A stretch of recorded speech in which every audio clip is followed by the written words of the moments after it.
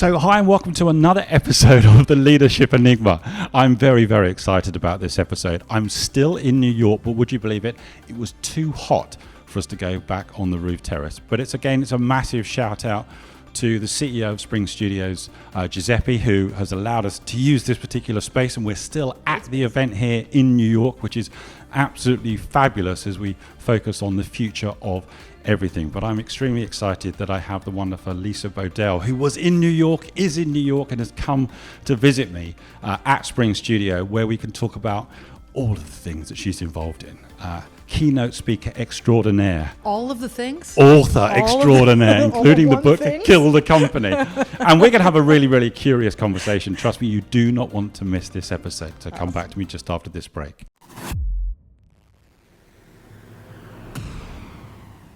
Hi, I'm Adam Pacifico, and welcome to the Leadership Enigma, a world-ranked, award-winning podcast that's insatiably curious as regards what leaders do, how they do it, and importantly, why. We'll delve into the human doing, but even deeper into the human being and the power of human-centered leadership to drive sustainable change. So whether you're an entrepreneur, business owner, corporate executive, each week we speak to global experts, academics, rising stars, ambitious upstarts and disruptors, as together we will discover that success leaves clues. But there is no break because the studio will do that, Lisa. Thank you so much for coming into Spring Studio and having this conversation. Oh, it's a pleasure to we finally get to meet, and we get to do it in New York, and what a cool event. So I'm pumped. Well, I've got to be honest with you. Actually, when you reached out, I was a little kind of like, oh, it's Lisa Bodell reaching out. That's really? A good, yeah. Well, I know your work and I hear your name. So I got very excited, and it was obviously meant to be because I was coming to New York. You live in New York, and you're in between jetting off and doing keynotes. I think you were in Indianapolis yesterday. Yeah, Indianapolis and Dallas tomorrow. Dallas tomorrow. It really was serendipity between you being in London and you coming back here. So thank you. I think that worked out quite well, didn't it? Yeah. I really want to have an insatiably curious conversation with you, and you are going to be incredibly well known to many in relation to simplification, collaboration, innovation. You give keynotes all over the world, but you didn't start doing this. No. Let's go backwards to go forwards. I always love to do that. Yeah. Tell me a little bit about who's Lisa Bodell.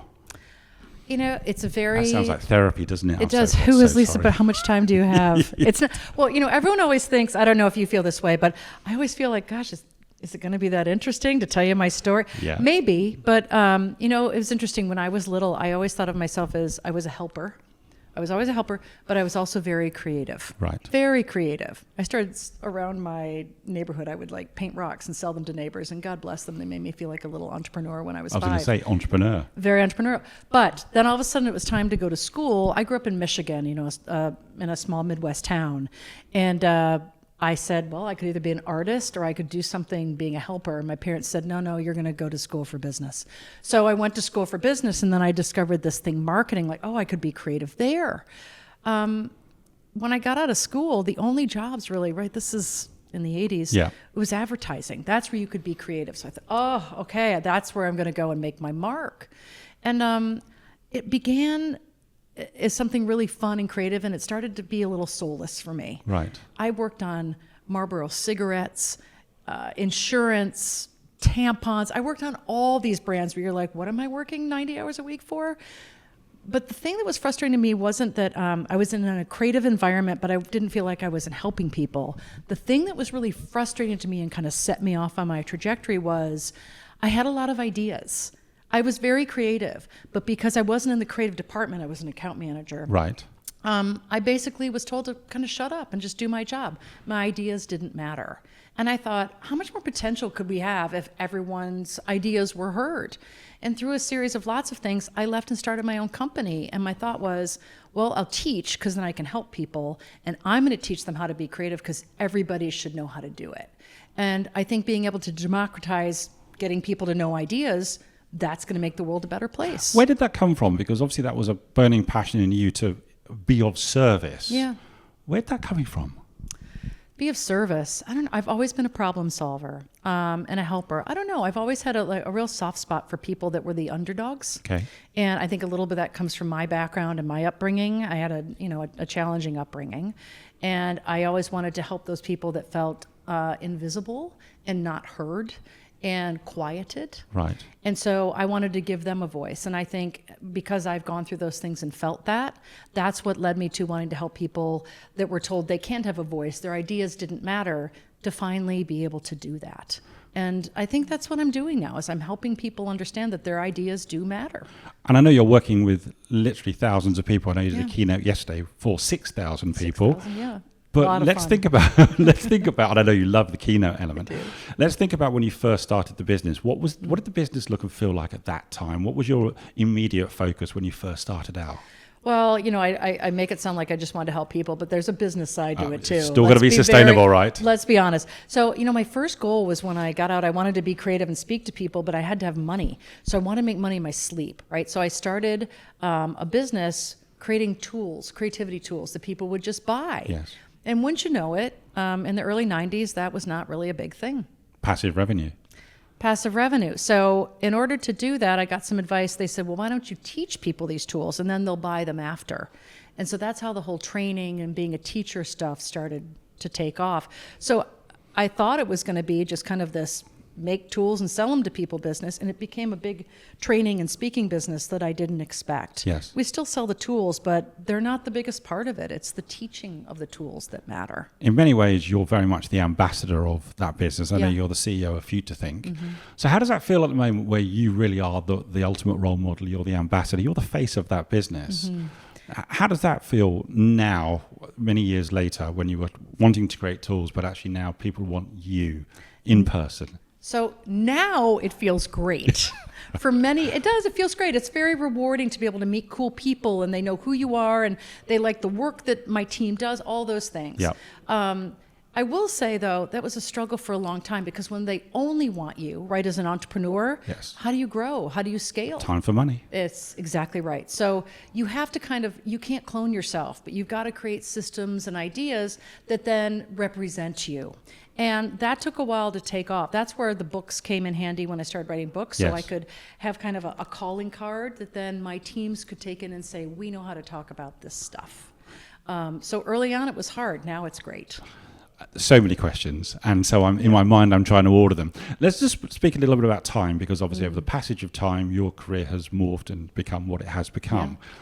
But what is your view in relation to time for leaders? Because that is the one thing that is universal for all of us. Some spend it better than most. Yeah, and I love this question. We were talking about this earlier about time. We were. I think the issue of time is really important right now because everybody's busy. Yes. And I think people give away their time without even thinking. And that's part of our issue right now, is we don't have time to think because we give away our time. And we don't really realize the importance of putting boundaries around our time. And so I like to say time's a non-renewable resource. You'll never get it back. Correct. So why aren't we more intentional about our time? I think for me, the way that I've kind of taken control of time has been teaching people simplification. Right. Because and this is especially true in the United States, right? It's a very capitalistic place and everyone wants more. But we don't see the value in less. And I think to be able to have more, it's not about more things, it's more valuable things. Yes. And to do that, we have to focus, and that means getting rid of. And that's a positive thing. So getting rid of gives us time, and that's what we need more of. When we were chatting upstairs, and we chatted last week as well, Yeah. there was a great question of what are you going to stop doing? Yeah. And tell me a little bit about that, because in some ways that's the question that maybe we don't ask. It's what are you doing next? What is your plan? What is your action? As opposed to what are you going to stop? It's really interesting you said this, and this kind of goes back to you said, what's your background? And I wanted to take a different approach on creativity, because everyone always comes up with to come up with more ideas. And I Yes. want to help people figure out what they should stop doing. And one of the things we actually, an exercise we take people through is, tell me what you would stop doing if you could. And they've got lots of ideas, but no one's ever asked them. And they never thought that they could do it. They didn't feel empowered. In fact, many people said they thought they'd get fired if they did that. Right. Subtraction is bad. So we've tried to formalize that with a lot of companies, saying, like, when you go in and do strategic planning, everyone always asks, what are all the things you're going to do next year? But they never ask people, what are you going to stop doing to be able to deliver on that? Yes. And it's the stop doing that people get really excited about, because those really are their excuses of why they can't get things done. So when you give them permission to stop, what you're doing is taking away fear. And that's a key element. People want to move forward, but they're scared. we all do that, though, don't we? In many ways, I do it. We've got. Excuse me, you told me the great story of the iPhone. Oh, yeah. So tell us about the iPhone. So you might be the CEO of a business, but you're as guilty as anyone because it's in some ways it's part and parcel of our DNA. Yeah. Tell us about that. Well, what was so interesting about, so for example, one of the things about Steve Jobs is he would always say to Johnny Ivey, he would say, what did you say no to today? Yeah. And what an interesting question, because usually when people are reporting out to their bosses, they want to feel relevant, not irrelevant. And relevance is, here's all the things I'm doing. Yeah. All right? Here's my value. Yeah, more value. And Jobs was saying, no. I want to know that you're focused on the most important things. And that was a real, right, in their mind. And so the way that they got ahead was having people that were focused and simplified on valuable stuff and getting rid of the irrelevant. So stopping and saying no is incredibly important for things like innovation. And for us to have personal fulfillment. So tell us a little bit about, and obviously I'm going to put the links in the show notes as well. Just tell us a little bit about your mantra, really, or your overview of simplicity. What is the message that you're giving leaders of businesses at the moment as regards simplicity? Yeah, simplicity is it's not about being more productive. Simplicity is the front end of innovation. It gives people space to do the things that matter. Right.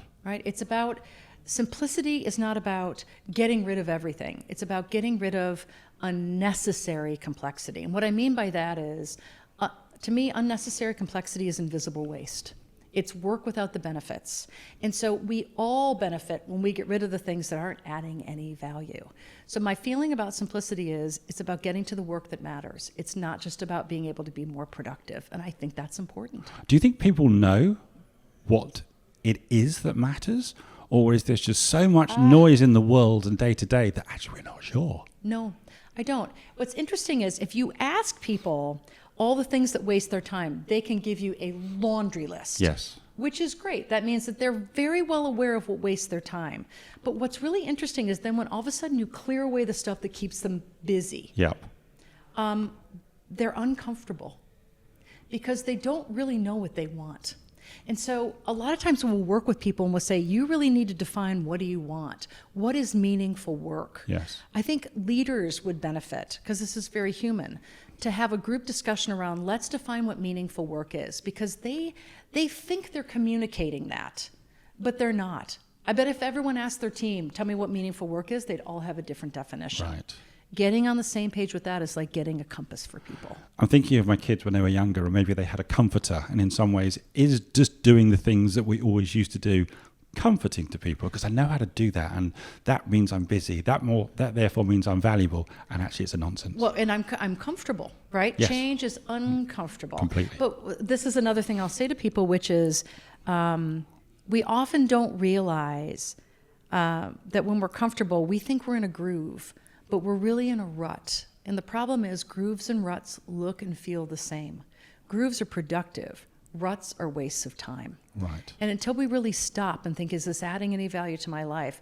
You're in a rut. You're not in a groove. I love that. Groove or rut. Groove or rut. You remember that when we first spoke, I said to you, because I know you speak for a living all over the world, and I said to you, let's do this episode, but let's focus on something that may make you proud about this episode, but maybe something you have never spoken about and want to. Then we spoke about how do we give this direction, and you thought about it and you mentioned something which immediately resonated with me, and that was simplicity and mental health.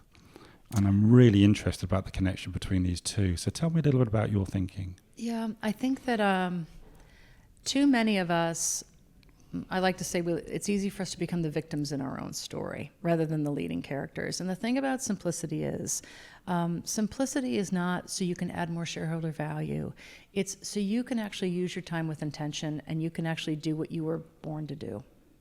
And the thing I think about simplicity is it allows us to finally have space. It allows us to be who we are versus being who everyone else wants us to be. Right. And I think the result of like having more time and being able to think, that is a dramatic improvement in mental health, because we feel like we're doing things that are making an impact. How does a leader promote that or help people understand that link? Because we're talking about mental health, we're talking about well-being, and a natural byproduct of that is people are going to show up differently, and there will be more value at the other side. And they'll be more engaged. I Yes. mean, the things that are, it's almost like, when you do something and it's so easy, you feel like, I can't believe somebody's paying me When to you're do in this. the zone. Yeah, you're in your zone, you're in your flow.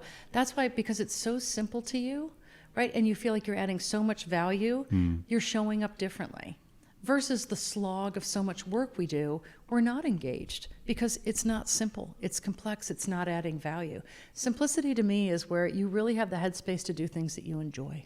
Do you think people, some ways, abdicate responsibility for simplicity in their life? It's always somebody else's responsibility. It's my boss, it's the CEO, it's the board, it's the client, it's the customer. It's not even someone else's responsibility, it's someone else's fault. Right. Right, exactly. Same thing, yeah? So, yeah, I think you're exactly right, which is, this is what I laugh about with complexity, is we always think it's somebody else's problem. We're never the problem, right? All the things I do are incredibly useful and simple and valuable, but yours are terrible, right? Everything everyone else does sucks, and that's why my life sucks.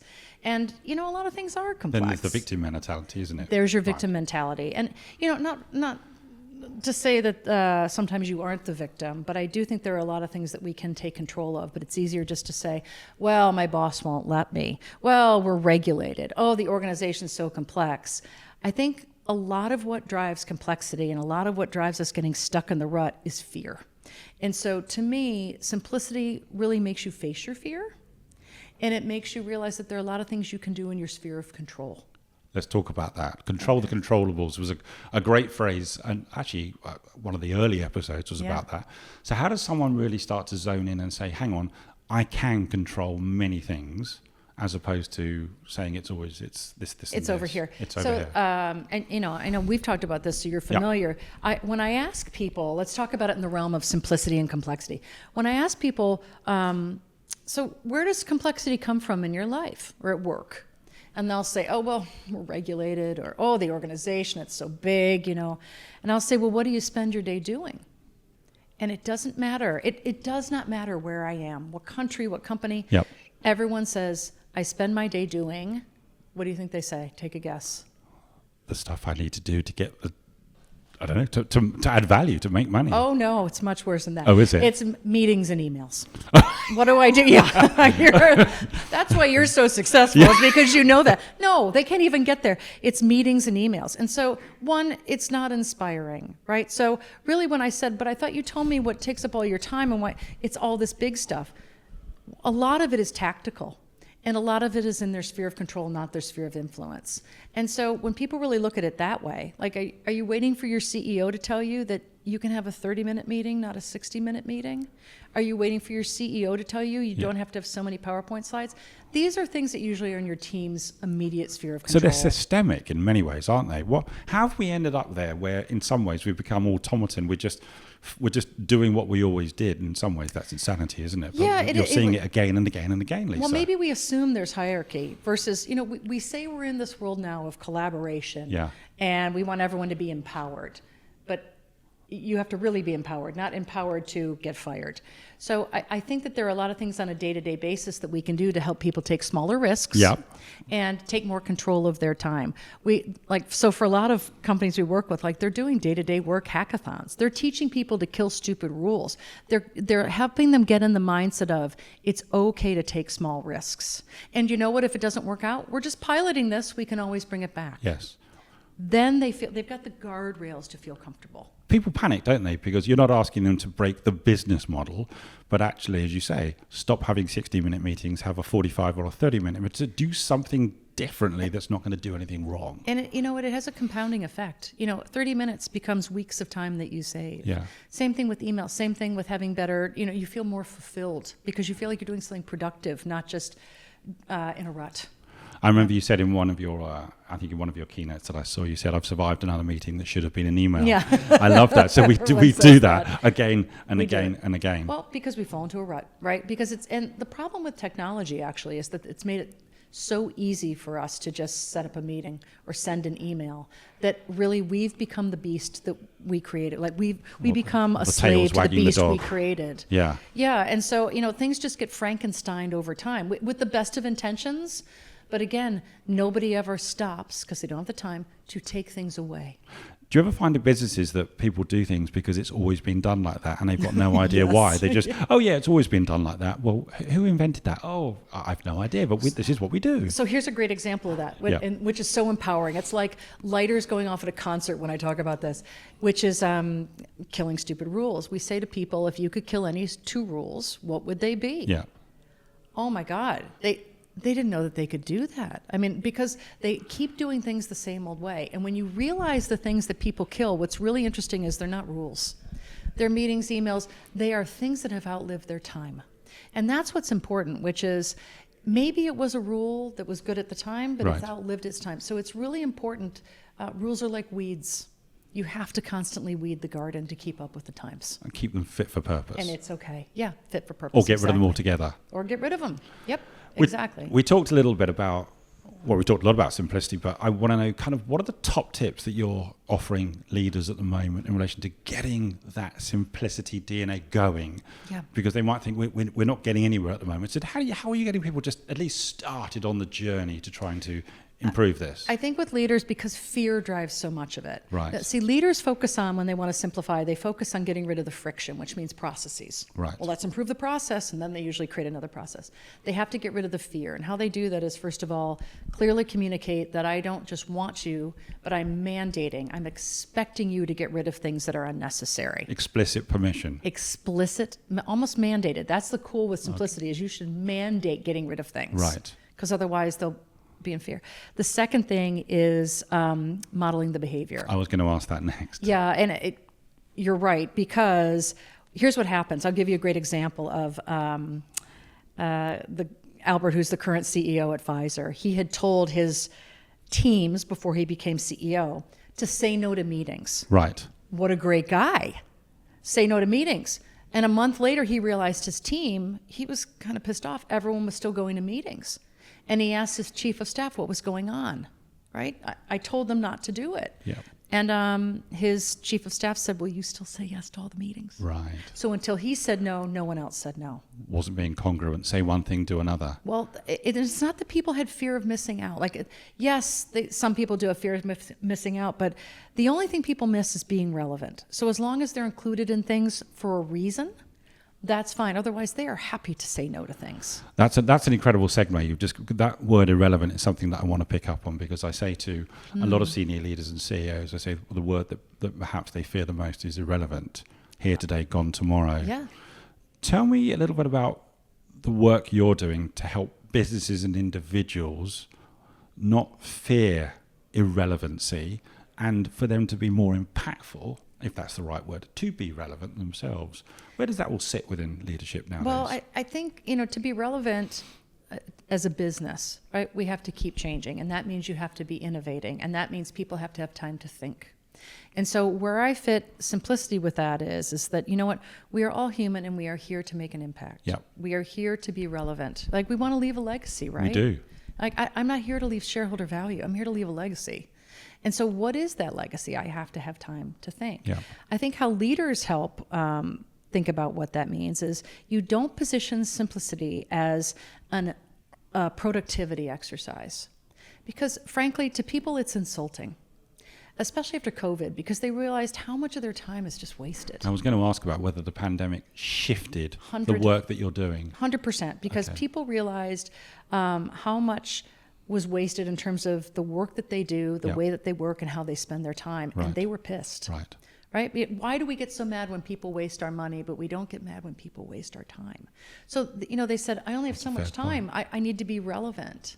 And so I think one of the things that leaders can do is that not communicate this is about productivity. I mean, it is, but it's about helping people get to the work that they were hired to do in the first place, helping you do what you are good at.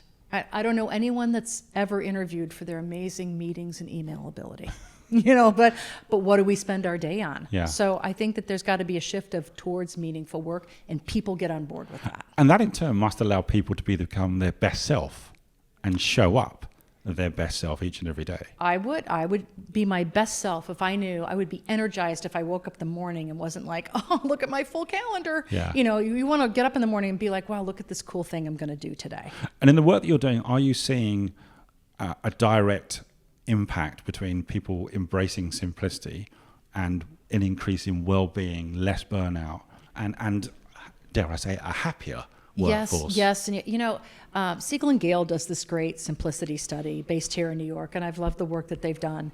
And the cool thing that they taught me was simplicity isn't just a financial benefit. It is, by the way. You can charge more money if you're simplified, because customers like that you value their time, and your stock outperforms your competition. Right. But what you really get is culture.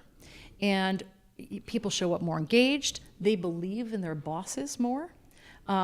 They're more likely to stay and not leave. And you can recruit people to your company because you value their time. And, the thing I like to say about simplicity, and this is kind of a little avant-garde, is I think if you get the work right, you get the culture right. We underestimate the impact of doing good work every day. And we underestimate how important it is to get work right. And instead we're distracted with all these cultural aesthetics, like organic food in the cafeteria and cool art on the walls. And that's not going to do it, is it? No one, eventually people will leave. If that's all it took, I say Google would have 100% retention rate, and they don't. So culture's the work I do every day. So if I do cool work every day, I'm jazzed and I stay.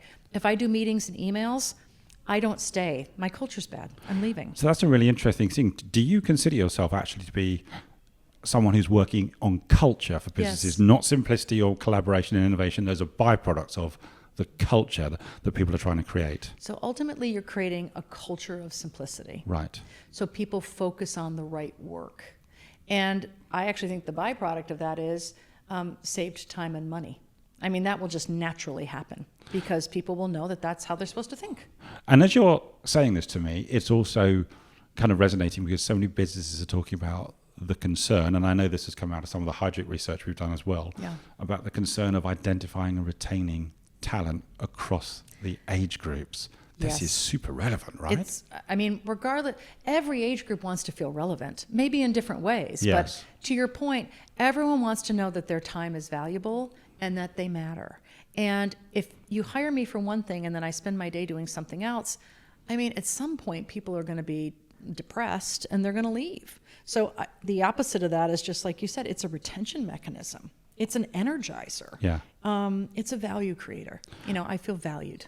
So top tip really for any leader, whether it's a small, medium or a large business, and they are nervous about how fast the world is changing, they are nervous about being disrupted and not being the disruptor, kind of what are some of the key messages for people to understand that they won't be irrelevant if they do certain things, or in some ways they can mitigate the fear? I would focus on thinking about, people want more time to think.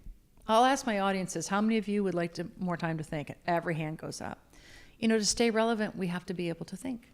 We have to be curious, so we have to have time to do that.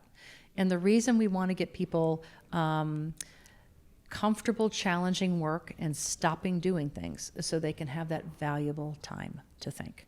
And so that to me is the message that bosses should send, and that is also the activity that bosses should do. They should help people carve out time to think. That's a big thing right now. Well, you talk about thinking as a daring act. I love that phrase. Thinking is a daring act in a lot of companies. Well, but it is a daring act because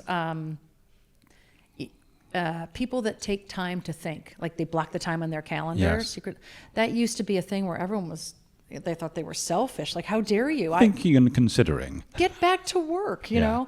But now a lot of people are mandating deep work.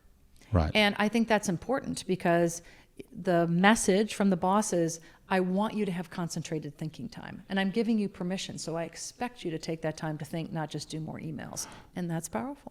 Let me stay on the subject of irrelevance. Yeah. I know you did a fantastic book, Kill the Company, yes.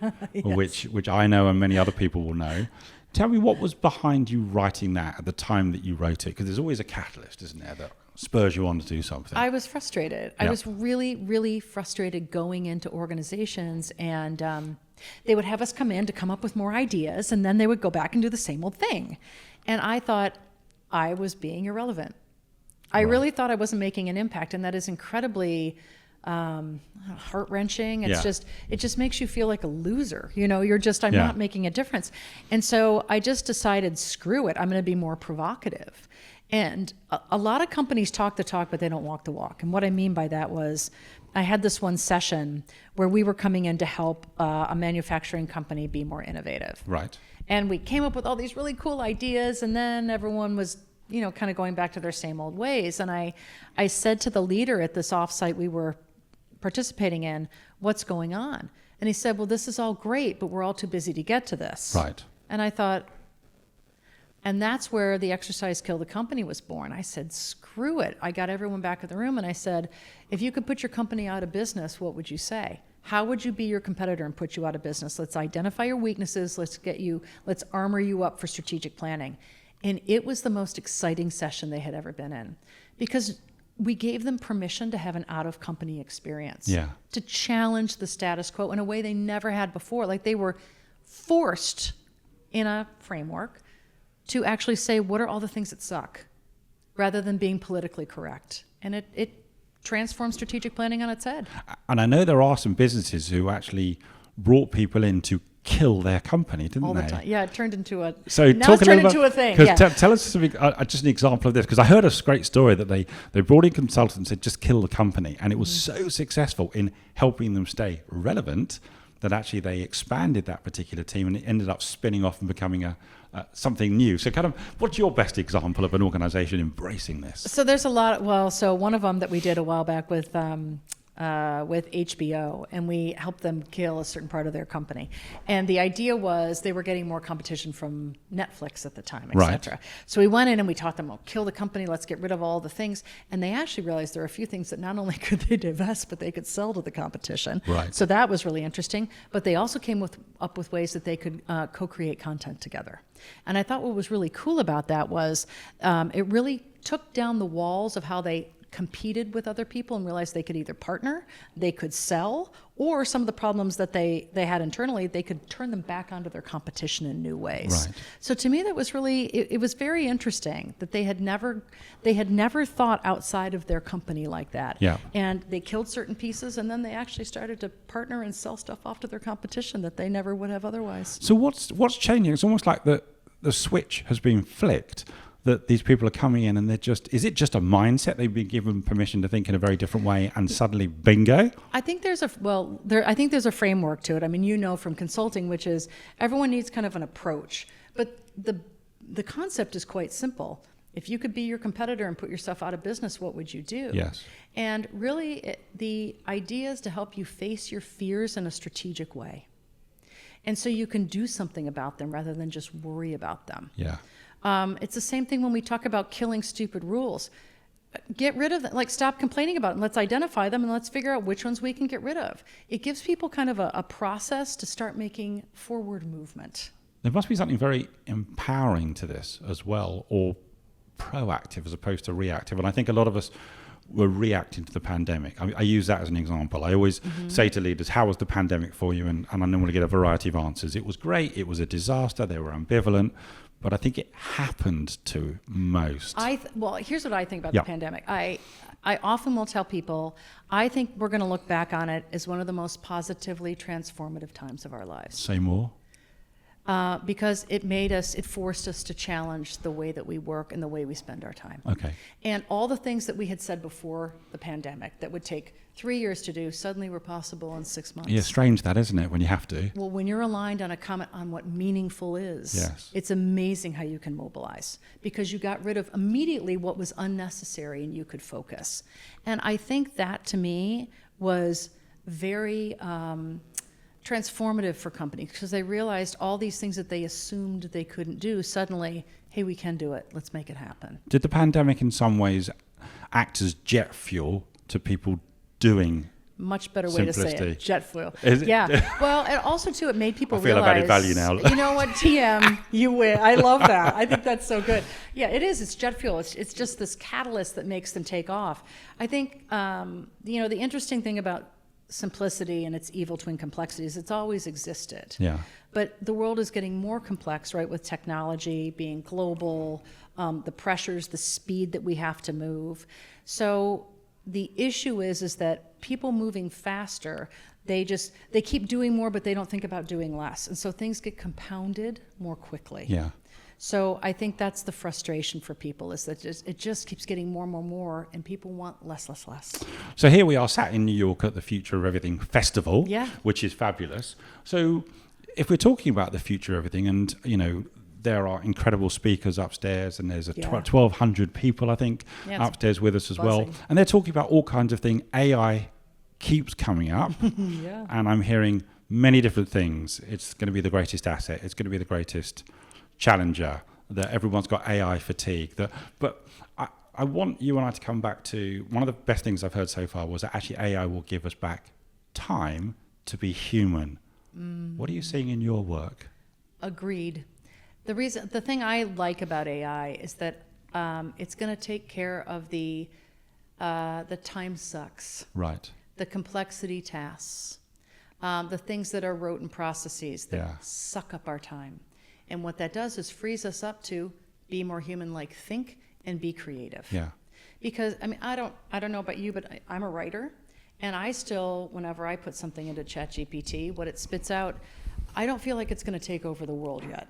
You know, I feel like the things that really make us human and different and unique and connect dots and know the nuances, that's not being done yet by AI. Yeah. And there's something to be said for that, but we need more time to preserve that and activate that part of ourselves rather than meetings and emails. We also spoke briefly before this episode. I said to you that my passion was human-centered leadership. Yeah. I want to kind of know from your experience, because you are keynoting everywhere and you're working with senior executives, and it's humbling, isn't it? It's a real privilege to have access to so many people and so many leaders. Incredibly and we get to humbling. kind of peek behind the curtain in many ways. I'd love your thoughts on, I'm calling it almost leadership superpowers. I'm not in any way negating the skill and experience and ability of a leader, and they've worked very hard to get to where they are. But I'm just thinking that at the moment, most conversations are going to be human-centered conversations, not can I get your advice on X, Y, and Z? I don't know. What are your thoughts on this? What's the importance of it? You know, I agree with you, and I really hope you're right. And I hope so I'm too, right. right? I do. I really do, because I feel like so much of, you know, probably when we were growing up in the work world was you followed rules, you put in your time, there's processes for doing things, it's operationalized, shareholder value, and that becomes very soulless. I think that's why so many people are revolting against it, which is I'm working for what and why? And so the time is right for people to be more human and more vulnerable, and bringing the technology back into it is technology is going to take care of all those things that operations and time or whatever. So that leaves us to be what? To be more honest, to be more open, to be more real, to be more creative. And I think that is more human. I think the leaders that are going to get ahead are going to be the ones that are more vulnerable and more open. It's kind of like in leadership development. You know how before it was all about hard skills, and now it's about soft skills. And we don't Which are some of the hardest skills anyway. Yes, and because what really makes someone human is what makes them a good leader. They're agile, they're resilient, they're collaborative. And you know, anyone can go to school, I'm sorry to say, for a lot of expertise, but those are table stakes in many ways, aren't they? Those are table stakes.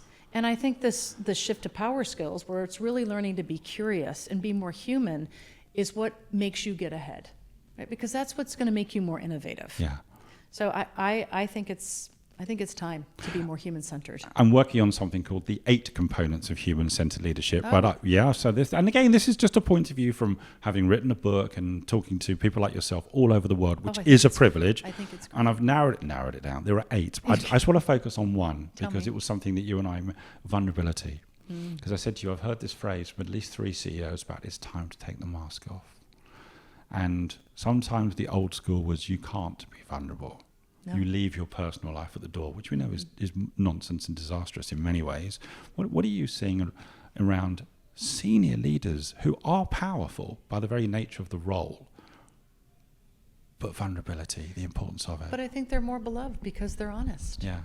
You know, how can you actually lead an organization if you're not honest? And how can you tell people to bring their whole selves to work if you do have the mask on? So it does start with leadership. Yeah. 100%. So you know those people, if leaders are feared, no one's going to be honest, and they don't get the same results. I do think it's time, especially in this age around mental health and well-being. Yes. And people we have an epidemic right now with kids around depression and anxiety and so many of those Which is things. scary stuff. It's incredible. And very real. It's very real, and it's incredibly scary. And, we talked about this. I have people in my family that have suffered from that. And I've always thought that if people had been more human and open to them, Yes. that they would have improved a lot faster. And I think that goes even, people that aren't clinically that way, but at work, if people were more human and people felt seen Yes. and people felt heard, that they would be more engaged and they'd be happier at work. And why not? I don't understand why you wouldn't want to be that way. I know you love what you do, and as I say, you were in Indianapolis yesterday, you're heading off to Dallas tomorrow, and here you are in New York. Wow. But as a wife and a mum, how also do you find that balance between the two, the career that you have and the demands that are on you, but also just to be you and sometimes just, decompress? How are you managing that? I think it's incredibly difficult. Yeah. Yeah, the professional skeptic in me is whenever I see somebody saying, "Oh, well, I figured out the balance," I think that is such a crock of shit. I like that is because Tell it like it is. I don't know yet about work-life balance. I think some days are a lot more work and some days are a lot more life. They're intertwined, aren't they? Well, and that's why when you say human-centered leadership, which is I've never figured out why, when we were getting up through the ranks, that people kept the two separate. Because why? I don't understand that. I mean, I don't want people always bringing their personal problems to work, but I think the fact that they have them needs to be addressed. Yeah. That's what life is. So how do I find it? I find it a struggle. I think that's the reality because of a lot of unplanned and unnecessary things out of my control. But the only way I try to get balance, and maybe that's one of the reasons I started my company, is how do I figure out how to simplify things so I can have more balance in my life? In many ways, is there a simple equation that you've focused on simplicity, which itself can lead to getting more time back, which itself might lead to just an increase in well-being? A little well-being, like having some time to just go for a run or whatever. Frankly, spending more time with my family. That's what I like to do with my kids and travel. Let me ask you a final question, and that is, with all that you do, all that you see, all that you experience, what is kind of the most powerful piece of leadership advice that you've given or received? And there may be many, but I'm interested in the one that comes to mind first, because there's normally a reason for it. I did want to say to people about going with their gut. And the reason I say that is because I think this is human-centered leadership. So often we go with our head, and there's a lot of heart and gut that goes into being an entrepreneur and being an innovator and taking risks. Yep. And, there's been so many times in my life where I got bad advice, and I wish I hadn't listened to it. So one of the things I do say to people is like, what's your gut? And that's really interesting to me because then I can really understand what they're really thinking versus what they are politically thinking. Okay. And is that something that comes, you think, with experience, or people can go with their gut as well, even when they're young in service and experience and years? Or is it harder then? I think it's harder when you don't have any experience. You want to listen to people that have Well, experience. I've got two teenagers who think they know everything. They know nothing. That's just it. Yeah. I feel the same. Believe me. How long do you have? That's another episode How that we're going long to do do. you Lisa. have? I know. But I do think it's a life skill that you have to use all of those things together. Yeah. There's how many times have you had where you've discounted your gut and you're like, no, this is what it says up here. Yeah. So I do think having people feel like in human-centered leadership that it's more than just head is very important. It reminds me of what's Malcolm Gladwell's book Blink and the Thin Slicing, where years and decades of experience in a millisecond can help you make that split-second decision, and you're right. Yeah. And in many ways, it can almost, you can be in a high-stakes situation That's within law exactly enforcement or the emergency services. Yeah. How do people get hold of you, get in touch to carry on the conversation or get you into their conversation? My company's Future Think, so come to futurethink.com or find me on LinkedIn. Okay. That's the best way. I'm always posting where I am, what I'm doing, and of course they can always go to Amazon and read my books. That's a great way to understand our thinking. I'll put all of those links in there. But of course, what you're doing now is you're here with me in New York having this conversation, and I hope you've enjoyed it. I loved it. Thank you so much for doing it. I really appreciate it. And safe journey to Dallas. Oh, thank you. I'll need it. Enjoy the Take conference. care. Join us again next week for more curiosity and insight with the Leadership Enigma. We'd love to hear your comments on today's show as well as suggestions for future topics and guests. Get in touch with me on LinkedIn or visit us at www.leadersenigma.com. Don't forget to rate, review and subscribe on all your major podcast platforms and on our dedicated YouTube channel. Thanks again for joining the community.